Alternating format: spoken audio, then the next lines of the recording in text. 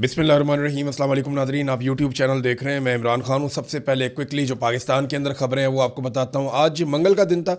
इमरान खान साहब साबिक़ वज़ीर आज़म पाकिस्तान और पाकिस्तान के सबसे बड़े अवामी लीडर, सबसे मकबूल अवामी लीडर इमरान खान साहब से आज मुलाकात का दिन था। उनकी फैमिली गई, फिर नहीं मिलवाया गया और ये अब कई महीने हो गए हैं मुलाकात नहीं होने दी जा रही। इसके पीछे आसिम मुनीर साहब हैं। आसिम मुनीर साहब को ख़तरा है इमरान खान साहब से कि इमरान खान साहब अगर सियासत में आएंगे या बाहर आएंगे या वो कोई बात करेंगे तो उससे आसिम मुनीर साहब की सियासत को ख़तरा हो जाएगा। लिहाजा वो इमरान खान साहब की मुलाकातें बंद करके बैठे हुए हैं और ऐसे में इमरान खान साहब के साथ कुछ ऐसा किया गया कि उनके ब्लड के अंदर क्लॉटिंग की वजह से उनकी एक आँख ख़राब हो गई और फिर उन्हें अस्पताल ले जाया गया। बार बार ये मुतालबा किया गया कि उनके ज़ाती मुआलिजीन को दिखाया जाए, ऐसा नहीं किया गया। उनकी फैमिली को मिलवाया जाए, ऐसा भी नहीं किया गया। बल्कि इमरान खान साहब की एक आंख की बिनाई तकरीबन चली गई, लेकिन इसके बावजूद इमरान खान साहब से मुलाकातें नहीं खोली गई और ये सिलसिला जारी है। पूरा निज़ाम जो है वो इसी चक्कर में लगा है। इमरान खान साहब की बहनें हैं, वो जाती हैं जेल के बाहर, सारे लीडरों की मुलाकातें होती हैं उनकी फैमिली से। बल्कि नवाज शरीफ की मुलाकातें होती थी तो पूरा पूरा टब्बर जाता था, वहाँ पूरा निज़ाम बना हुआ था। 15-15 बंदों के साथ नवाज शरीफ अलग अलग बैठ के बाकायदा इजलास मुनक्कद होते थे जेल के अंदर। इमरान खान साहब से कुछ भी नहीं। जरदारी साहब की मौजें जो जेल के अंदर थी, कभी सुन लें आप तो हर आदमी कहेगा कि मुझे जेल में ही डाल दो। लेकिन इमरान खान साहब के लिए तबाही और बर्बादी कर दी है इन्होंने, जिस लेवल पे ये लेकर चले गए हैं अखलाकियात को, और ये सिर्फ एक आर्मी चीफ की वजह से हुआ। देखिए, सियासतदान तो इसके बेनिफिशरी हैं, लेकिन सियासतदान डरते भी हैं। कल को हमने भी जेलों में जाना है, सबको अपना अपना पता होता है ना कि कल को हमें भी जेल में डाला जा सकता है। इस तरह की जेल तो कोई काट ही नहीं सकता जैसे इमरान खान ने काट ली है।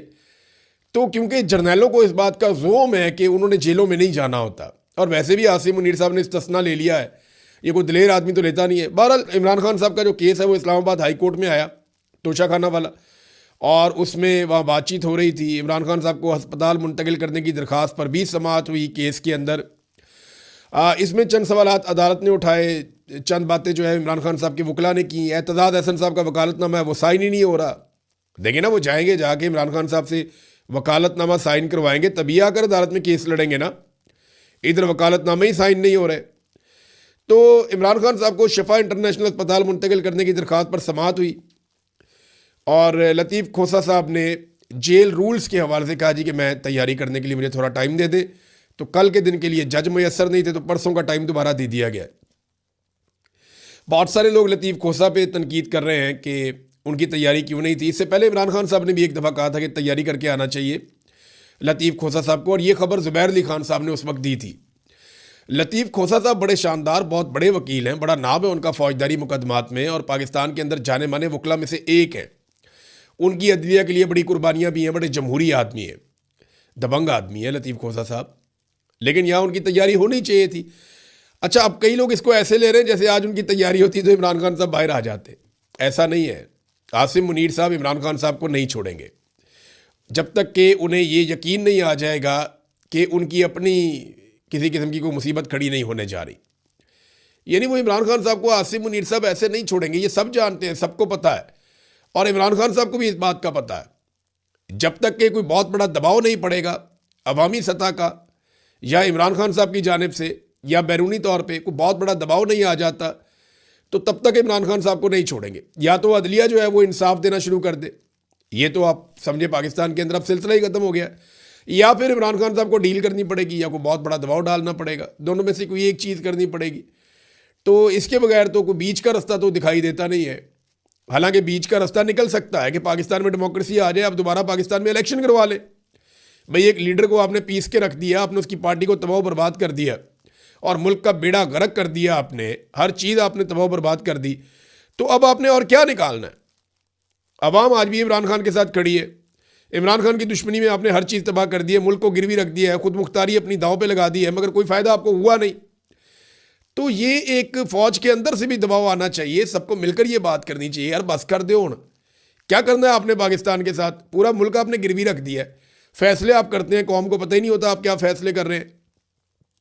वहाँ कौमी असम्बली में खड़े होकर महमूद खान अचकज़ई कहते हैं और साफ खड़े होकर कहते हैं जनाब पार्लियामेंट जानती नहीं है कि क्या हो रहा है। आप सऊदी अरब के साथ क्या मुआहदा करके आए हैं, पार्लियामेंट को पता ही नहीं है, आपने बताया ही नहीं। बोर्ड ऑफ पीस में आप क्या गुल खिला रहे हैं वो भी नहीं पता कौम को। फिर लीबिया में जो दौरे आपने किए हैं, वहाँ पे जाके खलीफा हफ्तार को आप मिलकर आप क्या करके आए हैं, किस किस्म के मुआहदे कर रहे हैं, किससे क्या बात कर रहे हैं। पाकिस्तान की पॉलिसी पाकिस्तान के अवामी नुमाइंदे बनाएंगे, ये कायदे आज़म ने कहा था। इधर जनाब आर्मी चीफ जाते हैं, मुलाकातें करते हैं, पॉलिसी बनाते हैं, कौम को पता ही कुछ नहीं होता, अवामी नुमाइंदे बिल्कुल गूंगे बहरे होकर बैठे हुए हैं। तो अचकज़ई साहब ने कहा बंद कर दें फिर इसको, पार्लियामान को, शहबाज शरीफ को सारी ज़िंदगी के लिए वज़ीर आज़म बना दें, हम में से कोई मर जाए तो उसकी जगह पे इलेक्शन करवा दें, बस इस तरह कर लें फिर आप। क्योंकि पार्लियामेंट का तो फ़ायदा ही कोई नहीं है, पार्लियामेंट में बात ही कोई नहीं हो रही, डिस्कशन ही कोई नहीं हो रही। और जो लोग डिस्कशन करते हैं या करना चाहते हैं, देखें ना, ये अवाम की मुंतखब हुकूमत नहीं है। तो जो हुकूमत अवाम की नहीं है वो अवामी फ़ैसले कैसे कर सकती है, वो पाकिस्तान की खारजा पॉलिसी कैसे बना सकती है। जब अवाम इसके बारे में राय देती है तो वो इंफॉर्मेशन मिनिस्टर ने, वज़ीर कानून ने और वज़ीर दाखिला बराए मुमलिकत ने, इन तीनों ने बैठ के प्रेस कॉन्फ्रेंस की और ये कहा कि आप हमसाया ममालिक के बारे में या दीगर ममालिक के बारे में आप बातचीत ना करें, आइन इसकी इजाज़त नहीं देता, फिर आप पे फौजदारी मुकदमात हो जाएंगे। देखें, ये बात मैंने एक दिन पहले कही थी कि कुछ लोग फ़िरका वारियत फैलाना चाह रहे हैं पाकिस्तान में और एक जंग जैसी कैफियत पैदा कर रहे हैं और शिया सुन्नी फसाद पाकिस्तान में करवाना चाहते हैं। उसको रोकना हुकूमत की जिम्मेदारी, हम सब की जिम्मेदारी है। लेकिन एक जाली हुकूमत ऐसी खारजा पॉलिसी बनाए जिसके बारे में पाकिस्तानियों को पता ही कुछ नहीं है, तो फिर पाकिस्तानी इसके ऊपर बात तो करेंगे। पूरी दुनिया के अंदर, अमेरिका में, यूरोप में डोनाल्ड ट्रंप की खारजा पॉलिसी पर टका के तनकीद हो रही है। अमेरिका में कितने बंदे उन्होंने गिरफ्तार किए हैं या फौजदारी मुकदमात किए हैं। वो जंग लड़ रहा है, उन्होंने क्या किया वहाँ पे? कुछ भी नहीं किया। इसी तरह यूरोप के अंदर भी बात होती है, हर तरफ बात होती है। आप डेमोक्रेसी की बात करते हैं, आइन की बात करते हैं, तो आइन तो लोगों को बात करने की इजाज़त देता है। लोग ये क्यों ना कहें कि आपने 168 बच्चियों की शहादत के ऊपर अमेरिका की मजम्मत ही नहीं की। अमेरिका के अंदर अमेरिका की मजम्मत हो रही है, लेकिन हमारा अर्दली वज़ीर आज़म जो है वो मजम्मत नहीं कर रहा, वो अमेरिका का नाम लेने के लिए भी तैयार नहीं। हुकूमत शर्मिंदा है, हुकूमत की वहाँ पॉलिसी कोई नहीं है। हुकूमत को समझ ही नहीं आ रही कि अब करना क्या है। कुछ अकाउंट्स जो हैं वो नफरत फैला रहे हैं और इनको रोकना चाहिए, हम सबको मिलकर रोकना चाहिए। लेकिन याद रखिएगा, इसके अंदर हुकूमत के भी कुछ लोग शामिल हैं जो जानबूझकर एक तासुर क्रिएट कर रहे हैं और ख़ित्ते की जो लड़ाई है उसको पाकिस्तान के अंदर एक तरीके से ड्रैग करके ला रहे हैं। ये डाइवर्जन लगाने के चक्रों में रहते हैं। पेट्रोल आलमी मंडियों में सस्ता हो गया, तुम भी सस्ता कर दो भाई।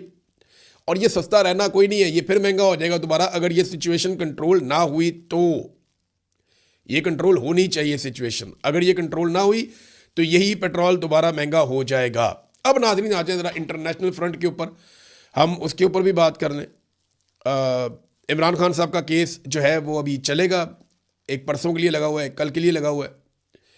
इमरान खान साहब को मुमकिन है कि अस्पताल मुंतकिल किया जाए, लेकिन किन शराइत और पाबंदियों के साथ किया जाता है इसके बारे में हम अभी कुछ कह नहीं सकते। चीज़ों को नॉर्मलाइज करने की कोशिश की गई है और पाकिस्तान तहरीक इंसाफ किसी किस्म की भी तहरीक चलाने में मुकम्मल तौर पर नाकाम रही है। सोहेल अफरीदी साहब इस्लामाबाद से कहकर गए थे टेढ़ी उंगली से हम घी निकालेंगे और इमरान खान रिहाई अमन फोर्स बनाएंगे। लगभग 20-22 दिन उस बात को भी गुजर गए हैं, तो अभी तक कोई चीज़ ऐसी सामने नहीं आई। मुझे ये पता है कि वो मीटिंग्स कर रहे हैं, एक्टिविटीज़ कर रहे हैं, लेकिन अमली तौर पे कुछ भी नहीं किया, कुछ भी नहीं किया। अब डोनाल्ड ट्रंप को, डोनाल्ड ट्रंप के साथी जंग से निकलने का मशवरा देना शुरू हो गए और लगातार उसको ये मशवरे दिए जा रहे हैं कि इस जंग से निकल जाओ, कोई हल निकालो इस जंग का, इसके अंदर हम फंस गए हैं।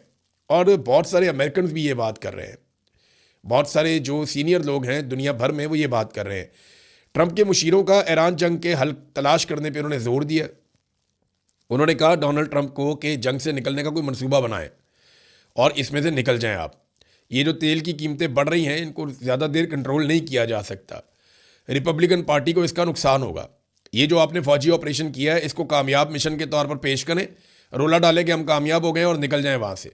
ये वॉल स्ट्रीट जर्नल ने भी रिपोर्ट किया है कि डोनाल्ड ट्रंप को उनके साथियों ने इस तरह के मशवरे दिए हैं।